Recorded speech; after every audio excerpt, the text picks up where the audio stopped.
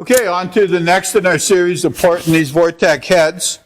We covered the port matching in part one. Now we're going to cover the ports. We're going to concentrate on the intake entrance and the exhaust exit ports. Take advantage of all the port matching work and all that kind of stuff. Before I go any further, I just want to go into the parameters of this build. This is not a drag race engine. It's not an all-out. It's not an oval track engine, anything like that. This is going in a street machine, late 60s, early 70s, half-ton GMC pickup truck, cool little short box, step side, manual transmission. He wants the type of deal, you know, if he's cruising down the road at 2,500 RPM, second gear, and he stabs the throttle, you know, he annihilates the tires, right? He just wants a nice, fun, responsive street engine. So because of that, that changes the parameters of how we port it, some, and we're going to go over that. So at the end of our three-part series on this, there'll be a fourth part, and we're going to go over the theory. We're going to explain what the differences are in doing all, you know, all-out race, oval track, port shape, size, percentages versus RPM and expected power and camshaft and all that kind of stuff. But to start with, for today, we're going to do some porting. So I'm going to be using two tools today. It's personal choice, preference. I like a die grinder that's a bit longer, gives me a little bit more control. I have an air-powered one. I have an electric-powered one, batteryless, or battery-powered one, cordless. I don't really have a favorite. It's whatever I feel like grabbing that day I'll use. Today I'm going to do the cutting with a burr. It's a very old, wore-out burr, and I don't like using new burrs. They cut too fast, so put a little hole in your port and all that kind of stuff. And then we're going to finish up with our hard rolls. With this one, I like using this one because I can control the speed a bit more.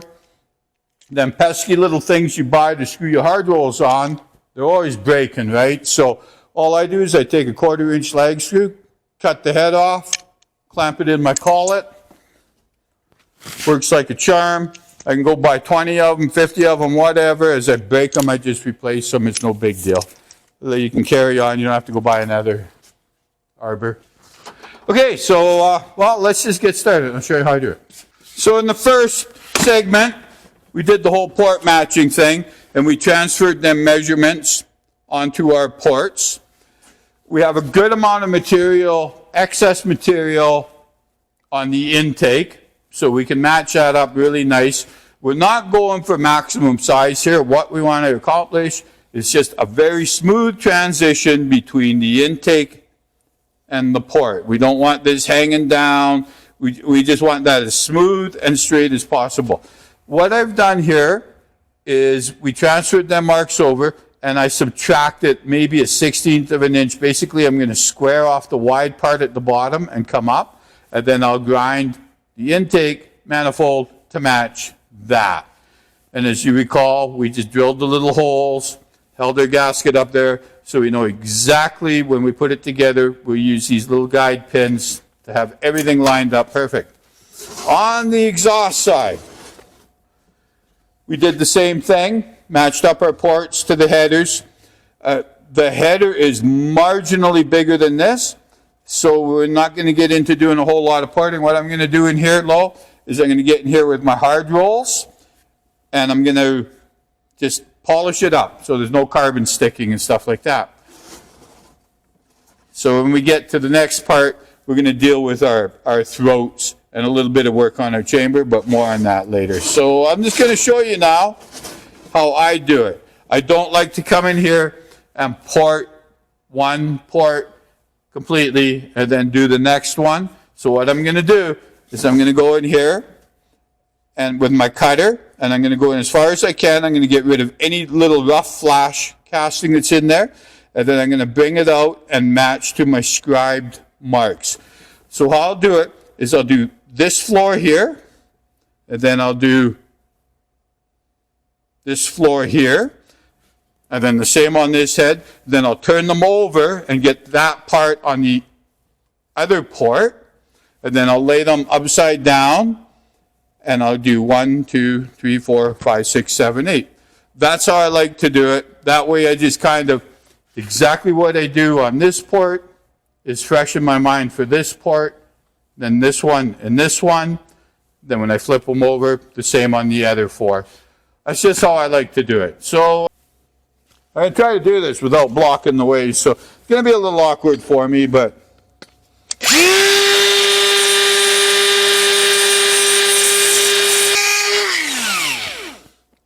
in the interest of saving time, because I really suck at editing all these videos into one, I'm just going to do one cylinder head.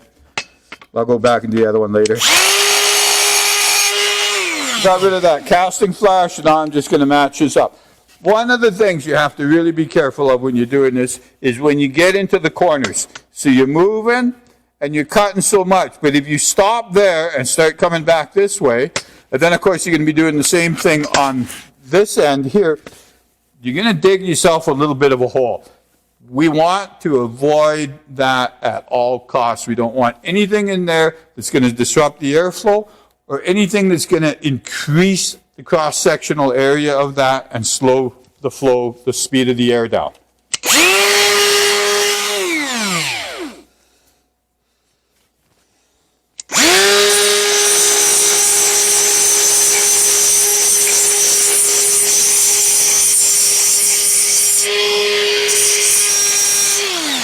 I'm reaching in there as good as far as I can, and I'm not feeling any obstructions in there. You notice I'm not dwelling in that corner too long.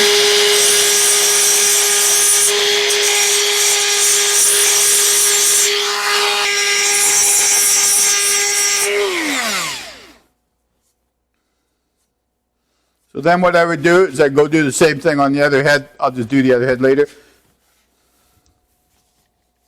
I'm going to come in here now, and I'm going to do this one. And this one, I kind of already did that one. I jumped ahead of myself there.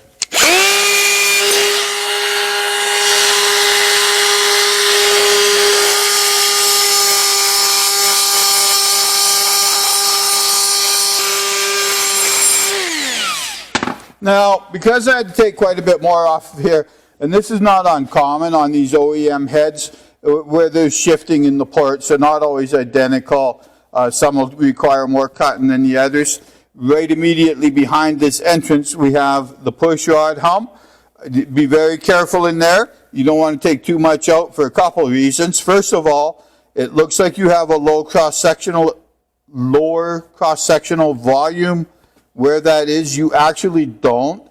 On most heads, the port will rise up where the hump is to give you the same volume on most cases. Definitely so on the Vortec. So I'm just going to come down now close to that line, and then I'll finish up with hardware. You'll also notice that as I'm doing this, I hope you can see this on the camera, I'm working the cutter like this. I'm not going all the way to the corner, and then I'll make a pass up into that corner because it's going to cut a lot more in that corner. And so I'll work this like this, then I'll clean up that corner.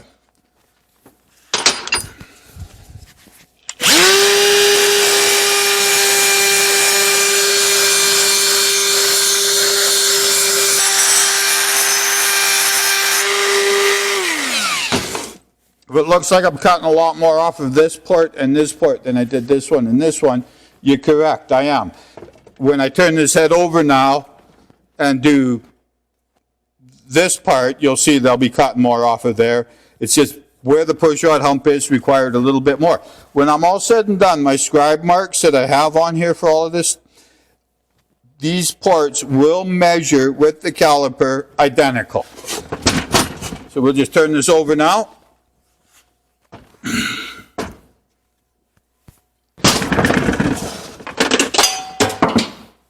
Oops.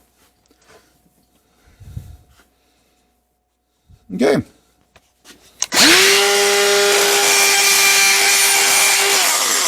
So I'm going to do the ones with the push rod bulge right now. As I'm doing it, I am taking material off the push rod pinch. I'm trying to take the exact same amount off of in here as I've taken off here, so we keep the relationship the same between them. I can't think to tell you everything before I start, so I'll just tell you as I go along. I really prefer to use a cutter, as I mentioned earlier, a dull old one, but one that has a nice taper on it, because if you're not careful and you're in here grinding in a certain area, and if you have a cutter,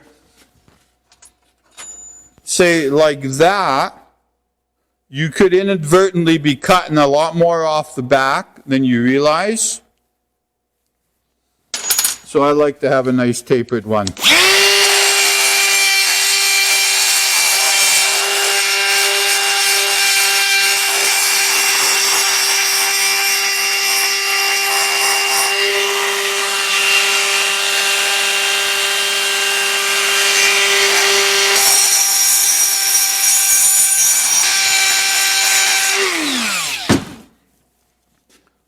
Here's something I was kind of hoping would actually happen, so I could show it to you. You'll notice that this bulge, I did considerably less grinding than I had to do on this bulge. That was just the way the port was cast. It's not, so basically the lot less I took off of here is actually going to make this port match this port, this port. They're all going to match. They're all going to measure the same. You can go in here with your little calipers. You can measure them out here. They're all going to be very, very close. So if you find, because we measured this all out, we scribed these lines with the caliper, we centered our gasket with the punch marks we had, so don't think that because you're taking a little bit out here, you got to take more like you did the others. We're correcting assembly, line, whatever you want to call them, OEM flaws, so that's perfectly normal.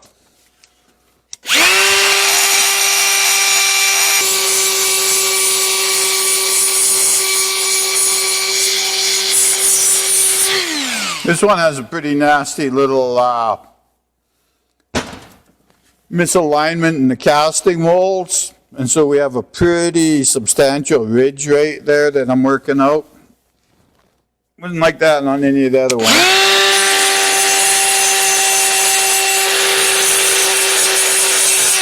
Because I'm being super careful not to grind where it's low, so I take any more out of there than we want to. Okay.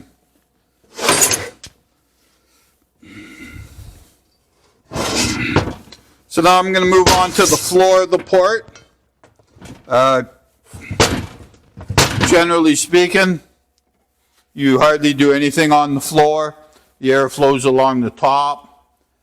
We're just going to clean it up. If there's any little roughness in there, we're going to get rid of it. Just make it easier for our coarse abrasive roll to texture it.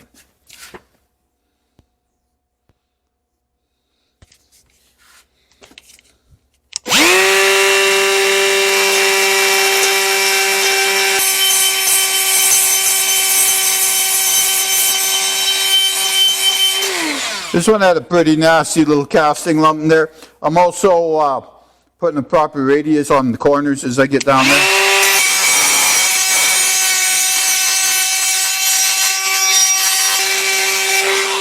So you see I wasn't moving there when I got to the corner. I was just radiusing that corner. No pressure, not even the weight of the grinder. I was actually lifting it off. And then there's a little bit of a ramp here. So what they do is they make the port bigger at the roof here to make up for the pinch, keep the air velocity the same. I'm just smoothing that ramp out. On this one here, it's quite, it's just ugly.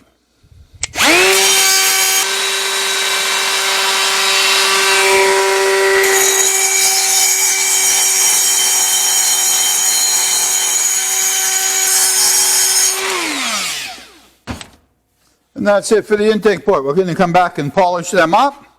We'll use like a nice, on the intake, we're going to use a nice 60 grit on a hard roll. Give it some texture. Keep that boundary air layer peeling off the port.